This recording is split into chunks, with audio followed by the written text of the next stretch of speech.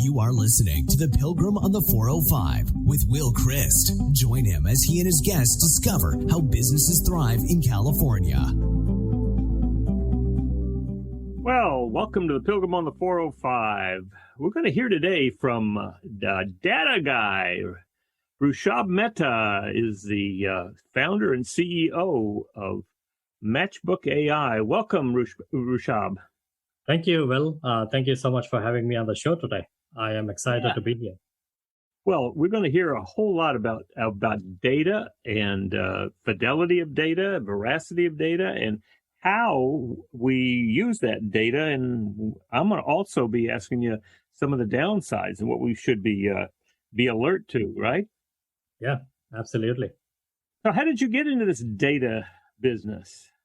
So I started as a chemical engineer, of all things. I used to be a chemical engineer, but quickly realized my passion was computers. And even within that, it was all about data. And so for the last 24 years, that's all I've been doing is I've been working on data solutions for companies. And it's really about, data cannot lie. And yet we make it lie, right? With statistics and all that, we make it lie.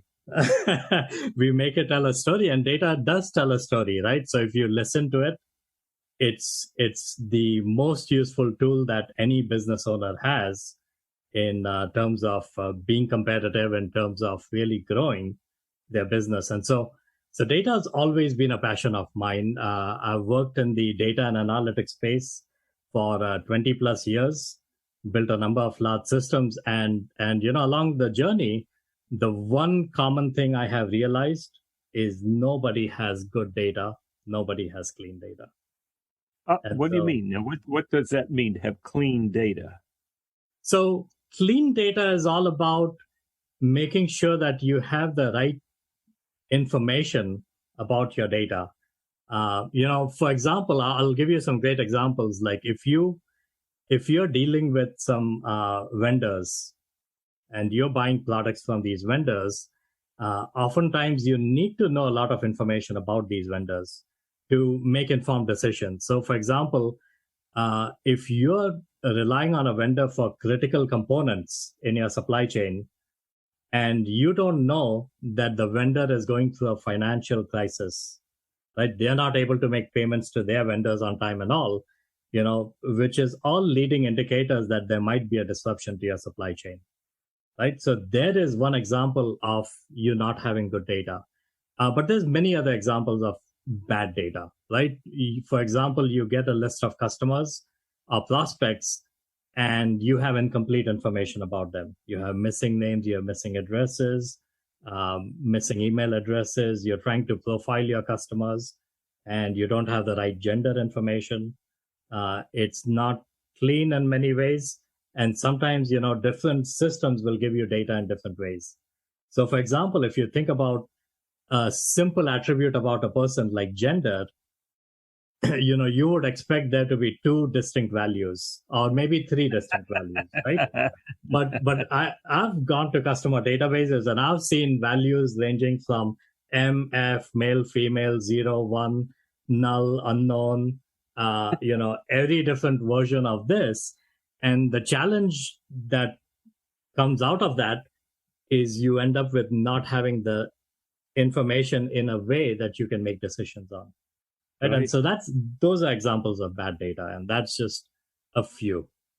Well, all right, so now, how do you help businesses with this? I mean, do you take their database and clean it up? What do you do?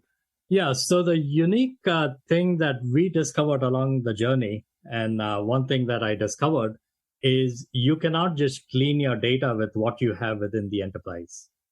You really need to go connect your data to external reference sources, which are by default mastered in many ways and clean, right? So by connecting your unclean data accurately to these reference data sets, you can start bringing in clean data. And not only start bringing in clean data, but you can also bring in data that you don't have within your organization. So for example, if you're working with a supplier, you may know the supplier name, you may know the supplier address, you may know the tax ID, but you don't know the financial situation of the supplier, right? But a third-party data vendor might actually have that information, right? And so you want to bring that in. So that's precisely where we help our customers. So you have an encyclopedia of all the databases that are available. We are building that slowly but surely. There's probably over 200 to 300 different reference data providers that provide different types of data, different quality of data. And then, of course, there's all these government registries, different sources where you can go connect to that data. So that's something that we've been building within our platform so that we allow our customers to bring in the right information they need for their use cases. So how did Matchbook AI get started? It actually got started as a garage project, believe it or not. So I had designed something very similar for a customer, and it ended up that the customer didn't build it because it was going to be too expensive to build.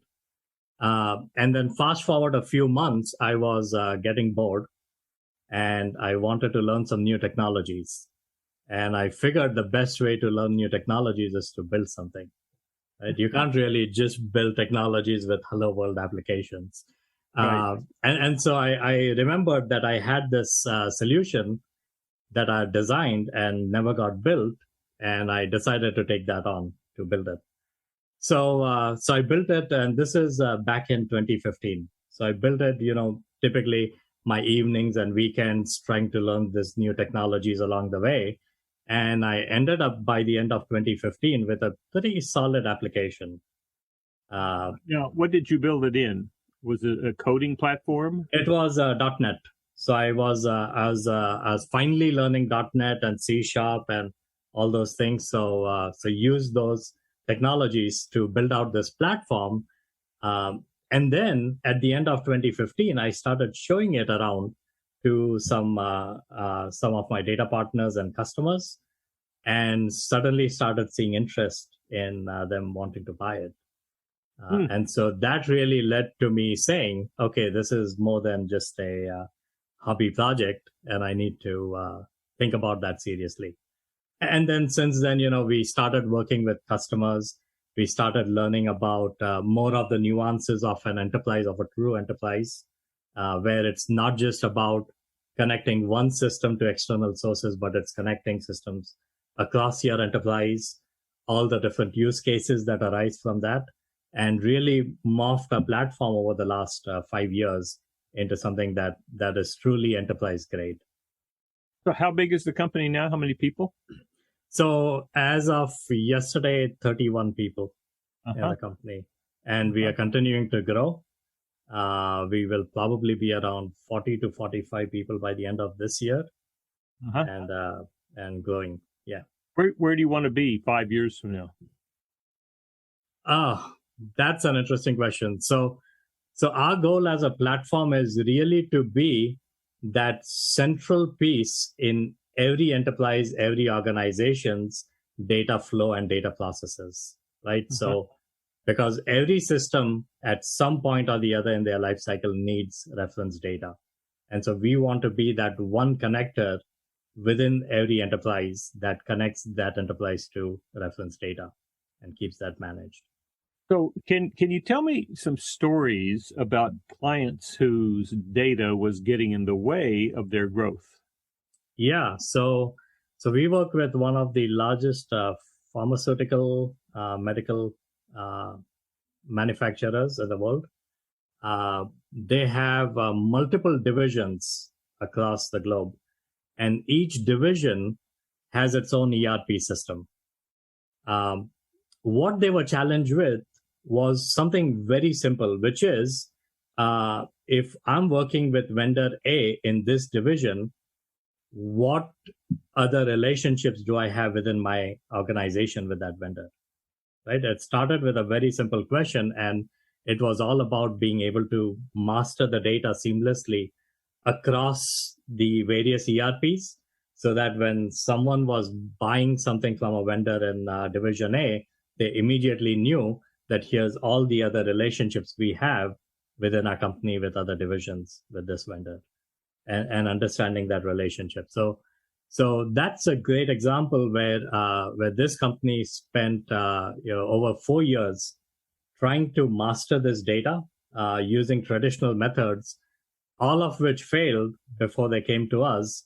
And using our platform, in 3 months, they were able to start mastering about 80% of their vendor data. And so for them, it opened up this massive visibility across their supply chain that they didn't have before. What did that do for them? So aside from visibility, it allowed them to start reducing risks across their supply chain. Plus, it gives them the benefit of being able to find opportunities, price reductions, all that, where they are buying from the same supplier and the volumes and so on. And then similarly, we have another customer, again, supply chain use case, a massive government entity. And for them, their spend by diversity is extremely important. So when they have vendors across all these ERP systems, they need to know in near real time how much of our spend is going to a small business versus a minority-owned, female-owned, all of that. And that was a hard thing for them. And so using our platform, they're able to do that in real time and keep that current on a daily basis. So they couldn't do it because their data was not clean, or because they didn't have a system for getting the reports, or what? Because their data was not clean, and it couldn't be easily mastered across their ERPs. So what we have found is when you need to master your data across different systems within the enterprise, the best way to master that is to connect each and every system to a common reference source. And typically that common reference source is going to be a reference data source outside the organization. And that's precisely what our platform does. A company would, with a variety of systems, would connect all of those systems to one reference database outside, and that would come in and cleanse the data and it master it. Wouldn't synchronize it. It would master it because it's all coming from the same source. Correct. Right. So, and I'll give you a great example. So if you're working with Dell Technologies, right, and you're doing business with Dell Technologies, and in one system, your ID for Dell Technologies is vendor 013. And in your customer system, it has a completely different customer ID. It's the same company. By connecting both those systems independently to a reference data set, you get a identifier, which is now common between both those systems. And so by then using that identifier, you're able to clearly master your data. All right. So here's a question for you. I company, and we'll use exactly the same one you had. So Dell Technologies, and one is in the sales, and the other is in procurement. We buy from it, and we also sell to them. And one system has a series of contacts that are associated with sales. Another has contacts in it associated with procurement. Right. All right. Now, are we going to put those together so we have one set of contacts for Dell? That depends on if you're mastering the company or you're mastering the people. Okay. Right. So if you're mastering the company, then you're going to put the Dell and Dell together and then keep all these contacts, and these contacts might stay separate. But if you're also mastering the people, if you have the same individual on both places, then yes, you'd combine that. But say I have the relationship in my vendor database. This is my relationship with this person. And on the sales side, this is my relationship, which could be different relationships.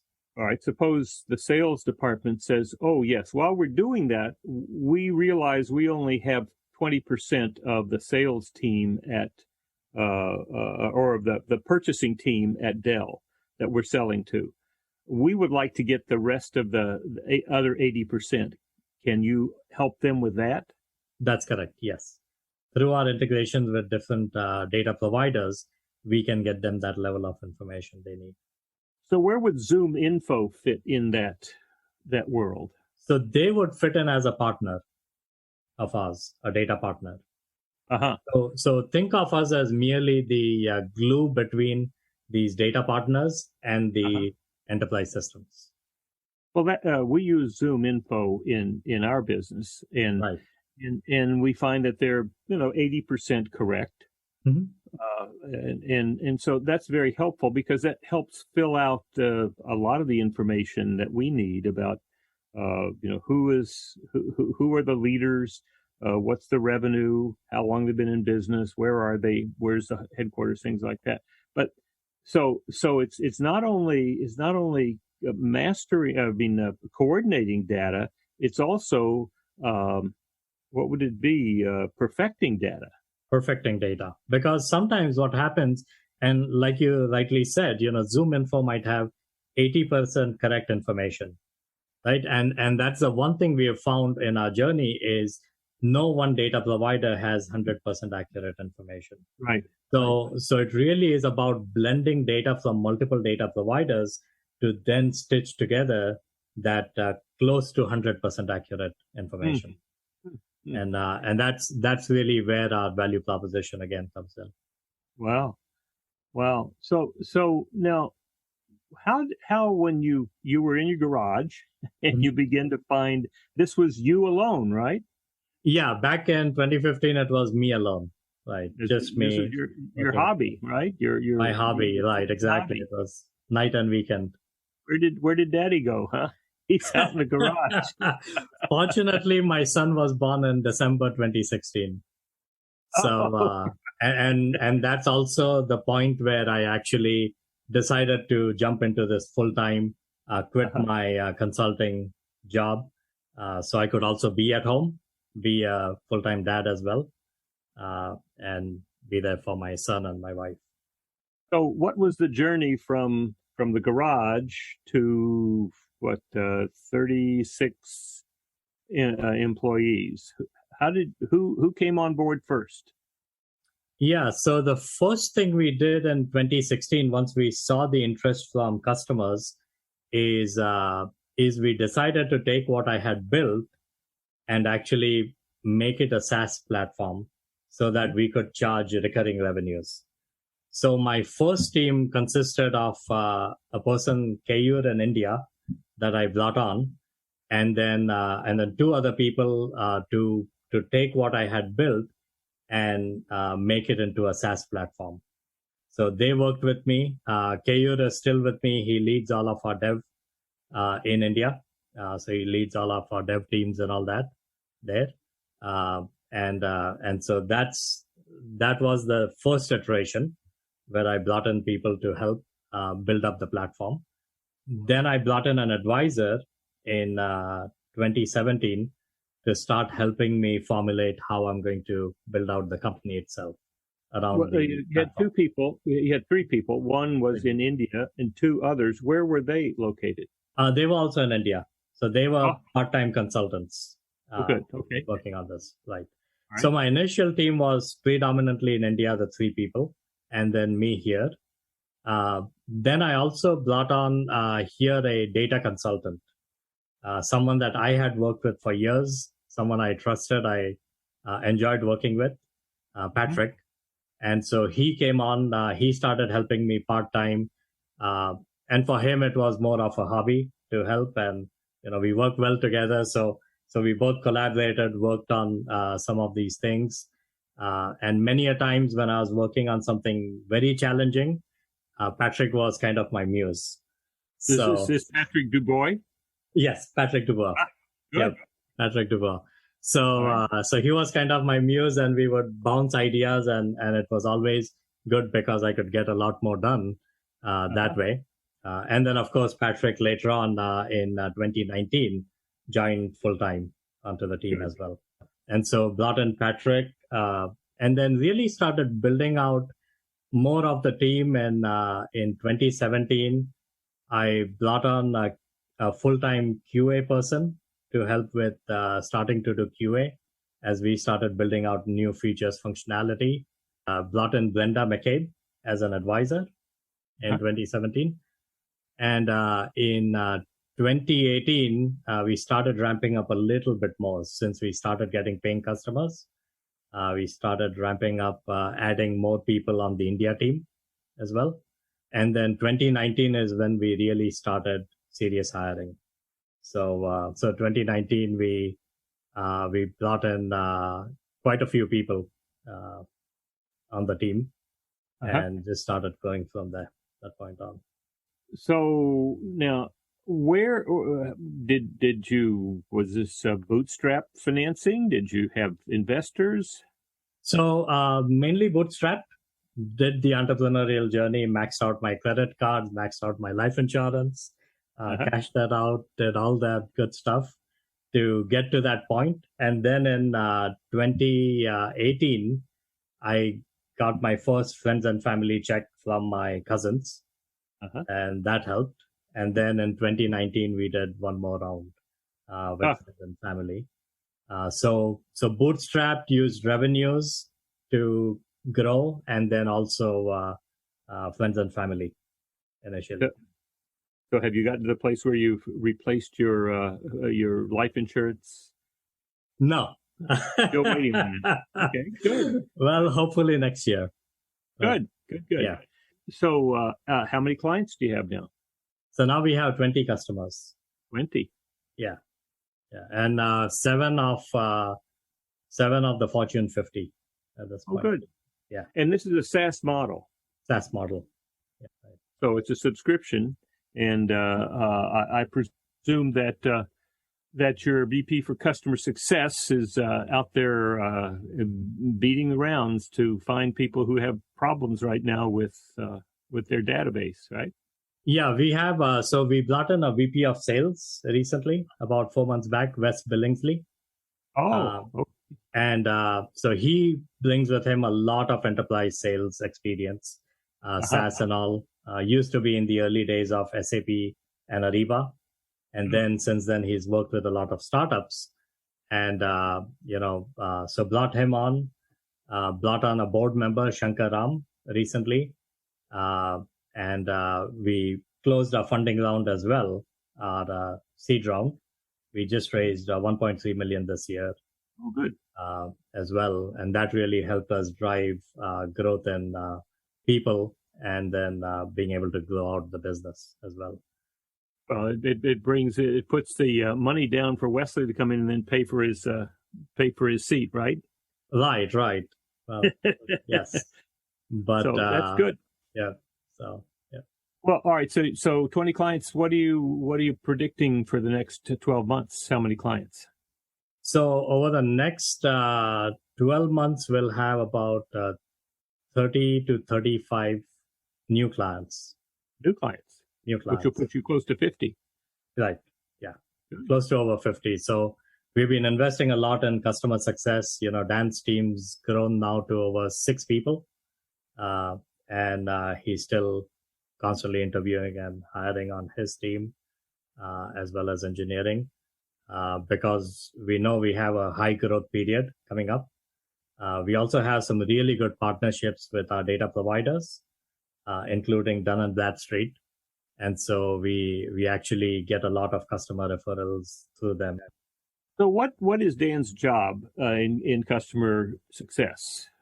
So Dan's job is to manage, one is all the pre-sales activities. So any technical pre-sales, architecture POCs, and then everything post-sales. So everything from customer onboarding, customer training, to customer success and support.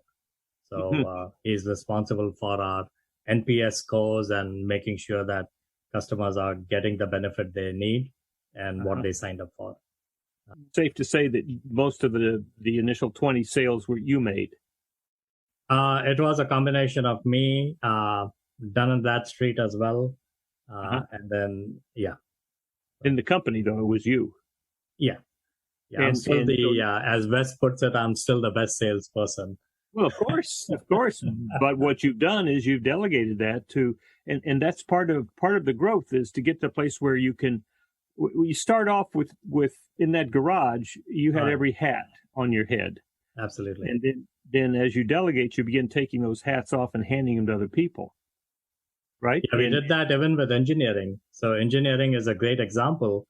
Brett Thompson, who came in as VP engineering, he's someone I've been wanting to hire for the last 2.5, 3 years. Uh-huh. And ever since I started this into something more serious, I always knew that I would bring in Brett Thompson. He is me, only much smarter. And so those are the kind of people I want. So brought him in, and he's completely taken over engineering to the extent that he doesn't even let me get into it anymore. He's like, you go find me the money and the people, and Right. I will deliver on the platform and your Yes. vision. So Now, does that mean that you love bringing in the money, working with the team? Are these things that you love? yeah, I do. So well, I was never good at bringing in the money. I was never good at asking people for money. That's been one of my biggest challenges. But early this year, we actually joined Expert Dojo, and it really changed me from being afraid to ask for money to being bold about asking for money and saying, we are worth it. You need to invest, and this is a sure bet. And do you love doing that? Yeah. So it's been fun. I've enjoyed, and I enjoy talking to investors because it gives me a good perspective. You know, sometimes it tells me about where there might be pitfalls. You know, now not every investor might understand what I do or understand the market, but those they do, and they say no, that is the best feedback I can get. You know, if I know that an investor's in the space, they have invested in that space, and if they give me particular feedback, I'm paying much more attention to that. We ended up rebranding because of some of the investor comments as well. And as you take these hats and move them away and you delegate them to other people, you get to choose the things that you love doing, right? Yes, absolutely. So one of the things, you know, I keep looking at is even with Dan, for example, you know, I'm constantly training him to move up further so that he can have more people under him and he can rise up to higher levels. And I've always been a mentor for the last 15 plus years of being in technology. One of the things I've enjoyed the most is mentoring people. And that means that I'm always wanting them to know as much as I do or more and become better than me. Because I've always felt that that's how I grow. Right. I learn more and I learn new things. And as you know, Dan and Brett begin to put together teams, then they need to learn how to not just do their job, but they need to learn how to lead and manage, delegate and manage. Right. Yeah. So they've been doing exceptionally. I mean, Brett's already, as I said, he's a better version of me. So he's already there. And Dan's also there. You know, it took him a little while to get hands off, but he's definitely there now. He's learning to delegate more and trust. So because it's all about delegating, trusting, and then just overseeing and helping. Yeah, absolutely. So it sounds like you've got a ramp that's going to pick you up pretty quickly and carry you. You're going to double. You're going to more than double, almost triple your. No, I guess you'll be a little bit over double your customer base in the next. We'll be over double customer base, but in terms of revenues, will be 4 to 5x. Really? Are you raising prices or is it a combination? Raising prices, but adding a lot more value add features. So even within our existing customer bases, we are constantly growing that value to our existing, and then with the new clients, you know, we are going in at higher values as well. So what are you seeing going on in business in the next 5 to 10 years? How do you see where we are now moving forward? with businesses, I think one of the things I see with businesses is they still struggle a lot with data and the right data for decisions. So that's going to be an ongoing challenge. I think businesses continue to evolve. The systems are getting better for data and data management. And I definitely see a world where data is not so siloed within businesses. From my own perspective, what we are looking at is a world where data is well managed, well kept, and accessible across the enterprise without it being siloed in multiple systems, simplifying IT and simplifying systems, which make business owners be able to focus on business versus IT. Uh-huh. Are companies concerned about the security of their data? Absolutely. So we are working with some of the largest companies in the world. There's absolute concern over security, especially with it being in cloud and all. But at the same time, the systems, the security, encryption technologies are all getting really good. And one thing we've been very careful about is right from the ground up, we've built security into the platform. Because we knew that at some point, as we start managing data for customers, that's going to come to the forefront. And then recently, we also brought in a CISO on our advisory board, Henry Ivy, to help guide us and make sure that our security procedures, processes for securing customer data is the best it can be. As more data comes in, that's certainly a big concern is how we protect that data, especially since there are bad actors out there who not just going to stumble into it, but they're actively trying to pry their way in. Yeah, and I think the biggest challenge is it's the bad actors sometimes within the organization. Mm-hmm. You have those outside, but those now more and more you can prevent. It's the ones within the organization.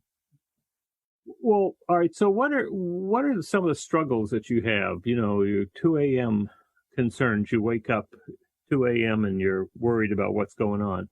And it could be your company, it could be the business world in general, but just what are the concerns that you have?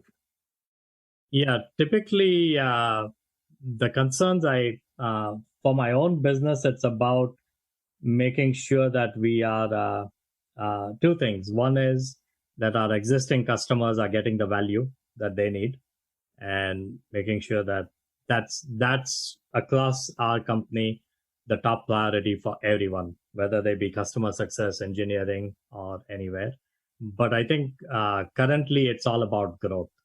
So we've been hyper focused on growth right now, and that's the one thing that keeps me up, is making sure that we are doing all the right things, talking to the right people, and making the right moves in terms of hitting growth. All right. What else? What else are you concerned about? Besides that, I think it's we have a great team, which is phenomenal.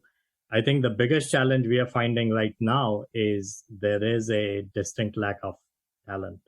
The people that are good, they are finding jobs easily. So we are finding it hard. We interview people and suddenly they're gone. They've accepted another offer, things like that. So there's definitely a strong job market right there for individuals and talented people. So we find that a challenge. We've been looking, growing our customer success team, and it's taken us a long while.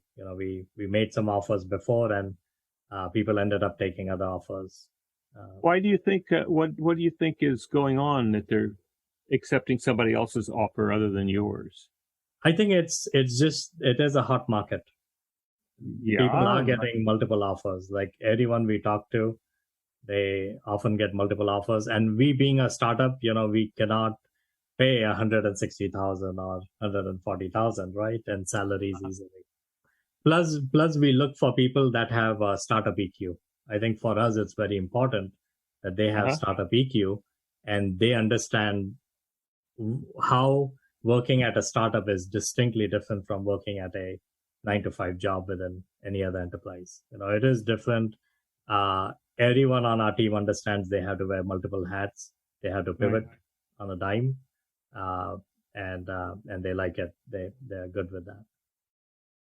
Well, let me try something out on you. This is something I've been thinking about. Now, you know that I'm an implementer for the entrepreneurial operating system, right? The book Traction is the how. That's how businesses get better. This is a system. So this is the how. And then we've just published a book called the EOS Life. And this is what I believe is the why. There are 5 things in the EOS Life. You're only doing what you love doing, which is what you're doing by delegating things away. You only do what you love doing with people that you love. And you tell me you got a great team and you love being with them. You're making a great contribution and you know it, right? You're getting feedback, a great contribution to the company, to clients, and maybe to the world, and being compensated appropriately. And then finally, you have plenty of time left over for your other passions. I'm wondering if when a company is talking to these employees that have left, right? 50% of the people are resigning. So I'm wondering if the company said, and this I'm asking you, if the company said, we want all of our employees to be living this kind of life, right? Yes, we want to be profitable, and yes, we want good products. At the same time, the third thing that we want for sure is that everyone here will be living that life, only doing what they love doing with people they love, making a great contribution, getting compensated appropriately, and having plenty of time left over. Would that make a difference in terms of attraction, retention? Probably would, and that's something we should try. We should absolutely try doing. Our current employees, for example, I believe they all love what they do. We as a company believe in family first. We don't believe in this being a 9-to-5 job for anyone. So if someone needs to go in the middle of the day to a PTA meeting or to drop their son or daughter to school or anything else, they don't even have to ask permission, right? They go, they do the things. All we care about is the outcomes. We've started with no meeting Fridays to try and give people more of that time, thought process time. We've been actively looking at cutting down team meetings and all of that so that we don't cram the other days with meetings. And we are looking to hopefully by early next year go to a four-day weekday. Because I do believe personally and I think my team that, giving that time to family is very important. Yeah. I'm just wondering, EOS is right now we're in about 13,000 different companies that we're working with. And by 2030, we're going to be in 100,000 companies. And if you said the average employees in those companies is like 50, that's 5 million people. And if all the companies that are working with implementers like me have as one of the 3 things that they want to accomplish in the next 5-10 years, in addition to revenue and products. But the third thing is 100% of their people living that EOS life. That's going to affect 5 million people and their families. Right. And I think that's a pretty big, what do you think? Do you think that'll be a big impact on business? I think so. Yeah, absolutely. Well, I'm just wondering, I've been thinking about that and just asking companies to consider when they're in this competition. I don't think it's just money. Yeah, it's not, right? It's definitely not. And yeah, absolutely. And I think also for us, it's finding those people that are passionate, that understand the vision of what we are doing and how we are changing the world, and just understanding, buying into that. Because that's the one thing, for people that are bought into that, it's beautiful working with them. I'm assuming that when you guys make it big, that given what I believe of you, my bet would be that you are going to share that great revenue with your people. Mm-hmm. Yeah, we are doing a lot of things around equity and equity stock option plans. Yeah. We have already given out equity to our original people that have been with the company. We're doing new stock option plans. So we want to make sure that everyone wins, especially our employees, right? Because they're the ones that are getting our company to where we need it to be. Do you tell your candidates these things? We don't usually. Why? Don't know. We probably need to. But I don't want them coming just for that, right? I need them to be bought into and passionate about the work itself and the company. Yes. More than just the money and the equity. It's not the money because, there's got to be some way to talk about that without talking about money. There's some way of saying we're a team, we're going to win the Super Bowl. Do you want to be with us? Right. Absolutely. Yeah, because I remember, early on in my career, I've never made a choice between money and the work. The work to me always came first. If I was passionate about something, I did it. It didn't matter if I was making way less or not making money. I enjoyed doing it. Right. And I think it got me to where I am. Yeah. Well, and I think I think what we were talking about is a significant change in the world right now, into the world of business. And I think that a lot of the people who are resigning right now, that whether they know it or not, that's the message they're sending. I only want to do what I love doing. Right. I want to do it with people I love. I want to be making a great contribution, and I want people to recognize it. I want to be paid not thousands and millions, but I want to be paid, appropriately. Right. And I want to have time left over. And I think that's what they're looking for. So the more companies that I can encourage and invite and persuade to use that as this is who we are. This is what we want to be. This is how we live. Do you want to be with us? We can talk about compensation, talk about money, but it's going to be appropriate. That's right? Let's talk about what you want to do, because this is who we are. Maybe we've discovered each other, right? Right.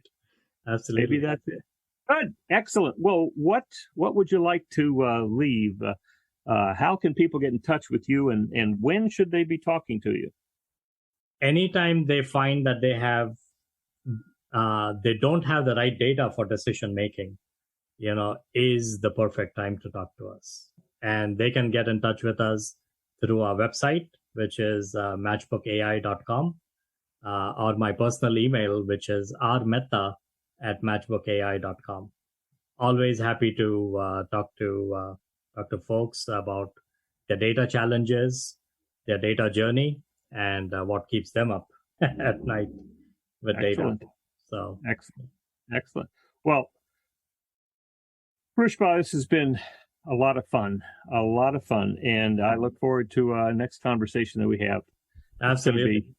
Well, this is just one more example of how businesses in California, even California, how we thrive here.